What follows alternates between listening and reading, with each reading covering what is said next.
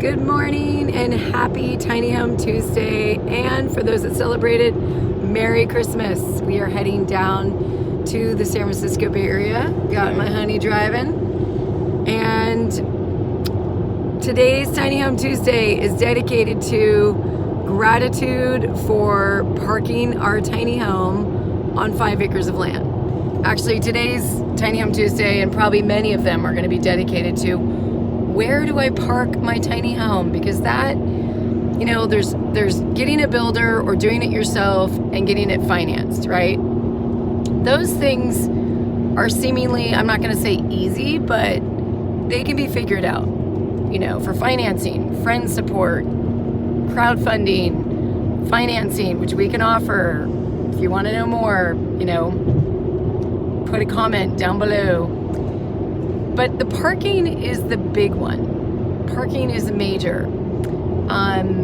We have in our country a number of legal tiny home communities, RV parks that allow tiny homes, and plenty of places that you can park under the radar. And that's currently where we are, under the radar. Meaning, you know, it's not necessarily in the books that it's totally legal and legit, but no one's necessarily complaining. And that is the biggest thing. If you're parking somewhere where a neighbor might complain or something might happen, that's the big issue. That if there's no thing written, there's nothing written in the ordinance that says that it's okay, and someone complains and the code enforcement comes out, then you're likely to have to move. But if no one complains and everything's cool, then you really are there for a duration. And right now, that's pretty much where we are.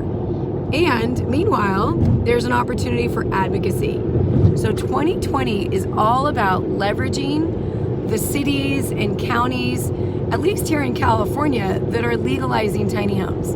Right now, in California, at the time of this video recording, City of Fresno, San Luis Obispo, and Los Angeles are all legalized for movable tiny homes to be in backyards as accessory dwelling units, aka granny unit, in-law, cottage. It's what a lot of people refer to them as. But we need to do that jurisdiction by jurisdiction. In other states, there's different ordinances, there's different rules. Like Texas, anything under 400 square feet, you don't have to pay property tax.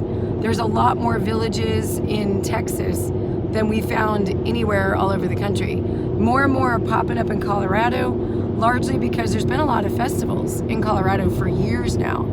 Thousands and thousands of people going to festivals do create a movement of change. So, wherever you're at, if you're interested in being an advocate for change in your area, definitely put a comment in, I'm interested. We will be doing webinars on advocating in your area. And the person that's going to be doing them is none less than Dan Fitzpatrick, the government director for, government affairs for American Tiny House Association, president of the Tiny Home Industry Association, and pretty much the dude behind the ordinances. And his video is somewhere in this YouTube channel, which is a 12-minute video on him giving a presentation to a city council. So check out the video. There's more to come. He's learned a lot as he keeps doing this, but he's formerly a county administrator officer for the county of Fresno. So he knows what he's talking about. He's been dealing with the ordinances of tiny homes and movable tiny home language for a number of years now. And he's going to be one of our best mentors when it comes to how to talk to your local county supervisors and city council members. So super excited and grateful as we enter the next decade of tiny home movement and support.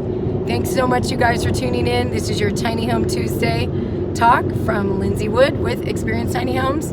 Say goodbye, Eric. Bye, Eric. Love you. Bye.